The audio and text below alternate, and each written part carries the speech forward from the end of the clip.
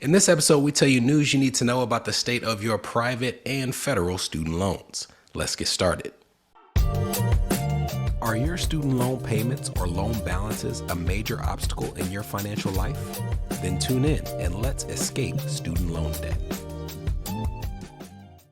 Hello, my name is Brenton Harrison of Escape Student Loan Debt and your host for the Escape Student Loan Debt podcast. This episode is an update episode. I was in a content creation meeting that Danielle and I typically have, and we were talking about what we want to cover on the podcast on this bi-weekly period. And one of the things that she said is, I think a lot of people who listen to the podcast would appreciate, even if it's not a deep dive into certain topics, literally just an update episode where you tell them about different things they need to know as it relates to their loans. So moving forward, every once in a while, we're going to do these types of episodes now where we're not going deep into a topic. We're just keeping it high level, telling you some dates you need to know and some comings and goings that might be helpful. So to get started, if you're looking on screen, and we'll put these articles in the show notes, you're looking at an article from the New York Times that says there's a program to cancel private student debt, but most don't know about it. On this podcast, most of the time, I would say, matter of fact, to this point, 100% of the time that we're talking about having student loans forgiven for reasons other than death or disability, we're talking about federal student loans through income-driven repayment forgiveness or public service loan forgiveness, even Perkins loan forgiveness and the like. But this program that this article is referencing has to do with private student loans specifically held by the loan servicer Navient. And what it's describing is a private student loan forgiveness program that Navient borrowers with private loans could be eligible for, but this program is very similar to the borrower defense loan discharge that you see with the federal government. Without going too deep into the details, with the borrower defense loan discharge, if you can make a case that your school defrauded you, misled you for various reasons, it could be that they gave you false statistics on their career placement. It could be that you feel that they duped you into having a loan. It could just be that the school itself has closed and it was found that they manipulated and deceived all of their students. You can submit an application and have your federal student loans forgiven. We've seen a number of people have these forgiven who went to schools like the Art Institute.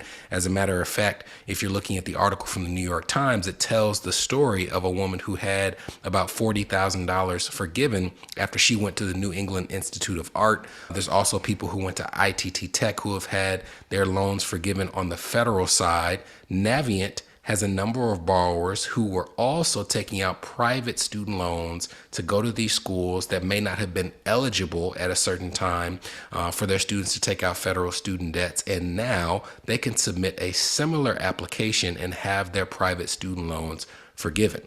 Now, the thing about this program, as you can imagine, Navient makes money off of these loans, so they have not been open about advertising it. Matter of fact, they have not been advertising at all. So an advocacy group in Boston called the Project on Predatory Student Lending recently published on their website the Navient school application form. If you're looking on screen, you can see this application, and we'll also put this in the show notes.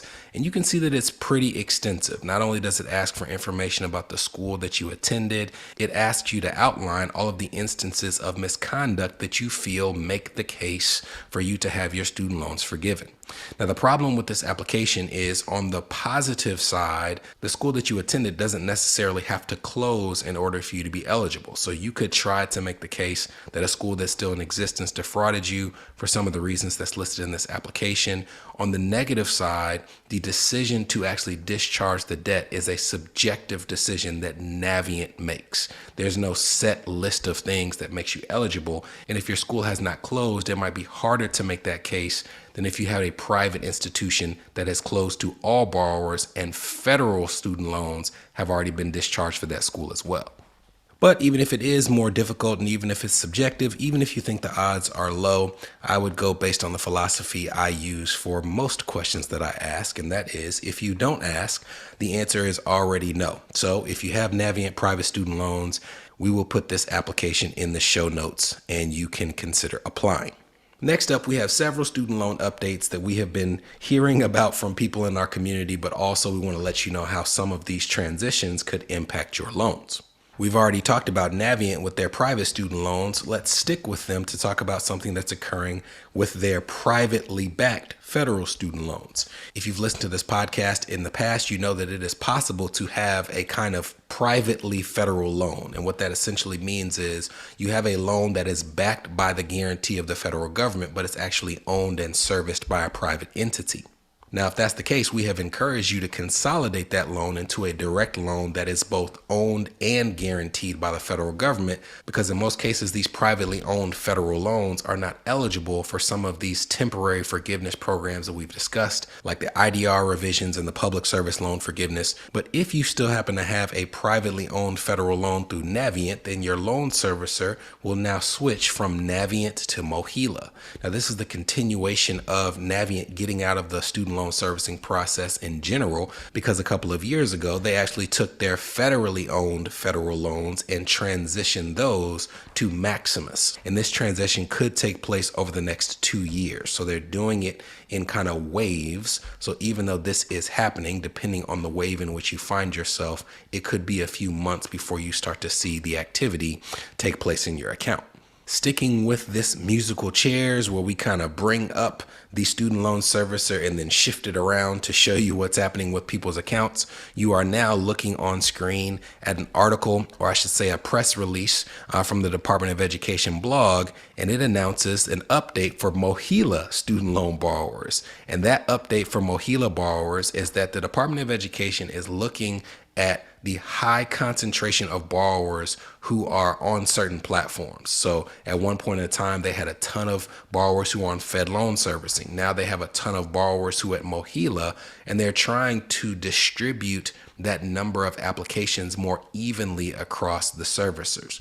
In addition to that, I would argue that they are trying to get away from MoHELA itself as quickly as possible. And the reason for that is, if you go back and listen to the episodes where we covered why the Biden student loan forgiveness program was struck down, it was mostly struck down because MoHELA, which is a loan servicer that's tied to the state of Missouri, saw some conservative attorneys and politicians from Missouri advance a lawsuit up to the Supreme Court, arguing on behalf of MoHELA. MoHELA wasn't even a party to the lawsuit, that the Biden student loan forgiveness program was unlawful because it harmed MoHELA by reducing its revenue. And with MoHELA being the only federal student loan servicer that is tied to one of these states, the Department of Education sees moving away from MoHELA as the safest bet to be able to pass future forgiveness without worrying that some other state politician would be able to advance a case on behalf of one of these servicers. If you can just kind of remove them from the equation, you eliminate that risk.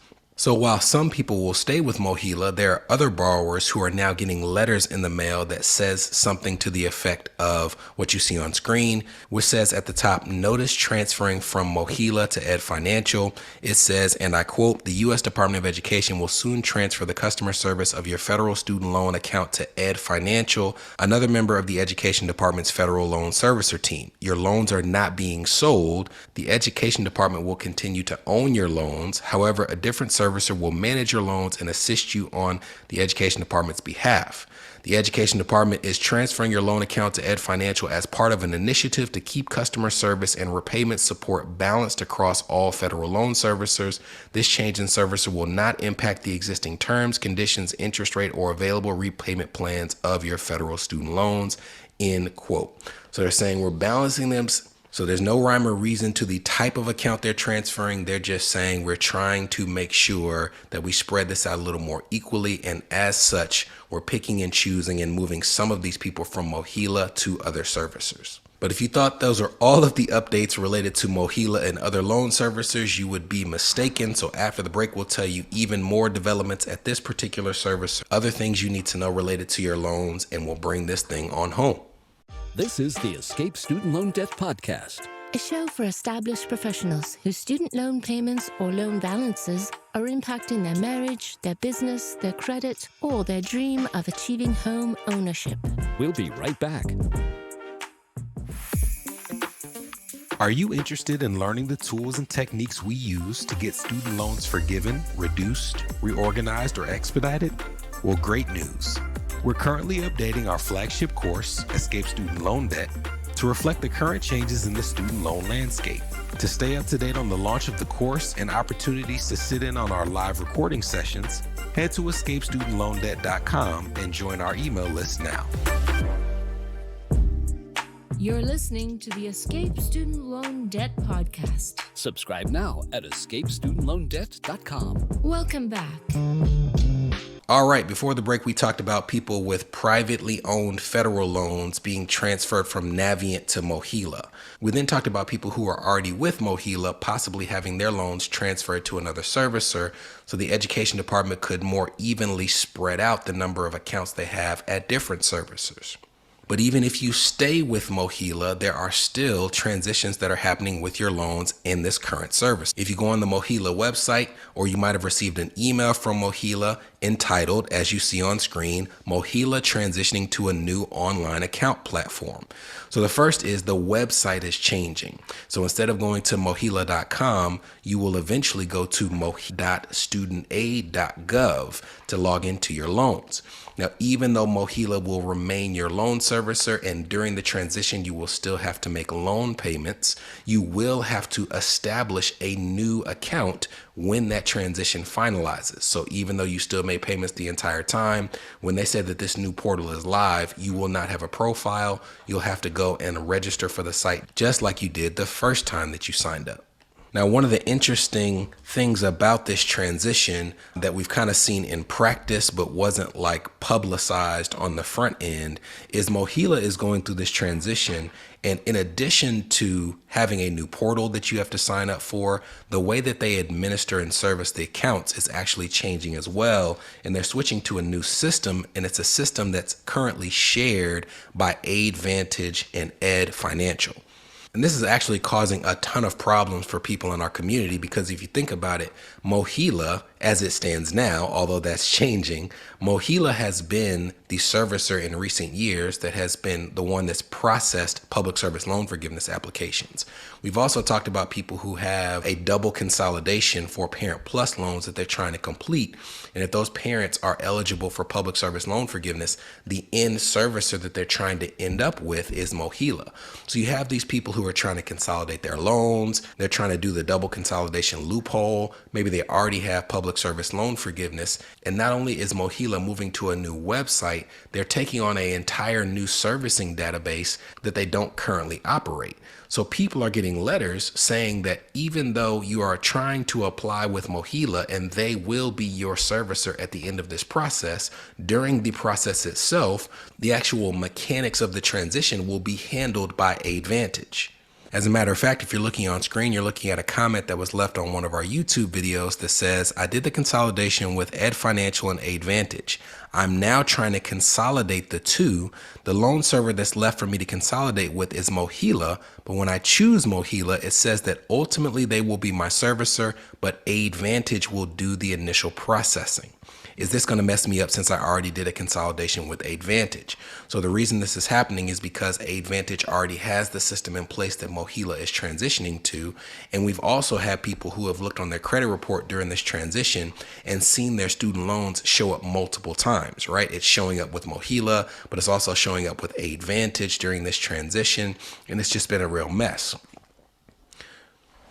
And you can imagine why. Let's say that you're trying to apply for a mortgage or a car loan and they pull your credit report and maybe you have $50,000 of student loans, but because of this transition, your $50,000 of student loans at MoHELA are also showing up a second time with AidVantage because of how this transition is taking place. So you want to make sure that you keep records of all your information, especially if you're applying for financing elsewhere, because the goal is to not let student loans interrupt the rest of your wealth building process. But with all these transitions, it is just setting you up for the high likelihood of there being some errors along the way. So as long as you know what is going on, you can hold these servicers to account if a mistake is made that adversely impacts you financially. And the last news topic of the day is a reminder actually of something that we covered in a recent episode, and that is we are currently in the blackout period where, yet again, MoHELA comes into play. MoHELA, which has been the servicer that processes public service loan applications to date, is being transitioned out in terms of that process, and it's being replaced by the Department of Education itself. So you will still, if you're applying for public service loan forgiveness and already have MoHELA, your account's not changing. You will still have a MoHELA student loan. You'll still go there to process your payments or look at what you've paid to date. But in terms of submitting new forms for public service loan forgiveness, in terms of tracking your progress towards forgiveness, all of that will be housed after this blackout period on the studentaid.gov website itself. Now that transition is taking place from May to June, so hopefully if they honor the timeline that they set out when they gave the press release, starting in July, you'll be able to go to the Student Aid website and see up-to-date information as it relates to your public service loan forgiveness progress. But what they also shared with that press release is if you try to go and check your credits in either place being MoHELA or studentaid.gov, you will not be able to get accurate information, if any information at all. It may temporarily look like your public service loan forgiveness credits are at zero. Do not flip out. That's just a part of the transition that they already told us to expect. You can submit forms during this period of time. You can submit them directly to the Department of Education through studentaid.gov, but they have also shared that even if you submit them now, those forms will not be processed until after that blackout date. So you're in a hold period until July, both in terms of being able to go and submit new forms that will be processed, but also seeing any accurate information as it pertains to the amount of credits that you have towards your account. But hold tight. We'll be keeping you up to date as that transition takes place in July to let you know of any bumps along the road that you need to be aware of. And we will make sure that you have everything you need to know to have your student loan balance forgiven, reduced, reorganized, or expedited. I'll see you in 2 weeks. From Escape Student Loan Debt, this was the Escape Student Loan Debt Podcast, a show for established professionals whose student loan payments or loan balances are impacting their marriage, their business, their credit, or their dream of achieving homeownership.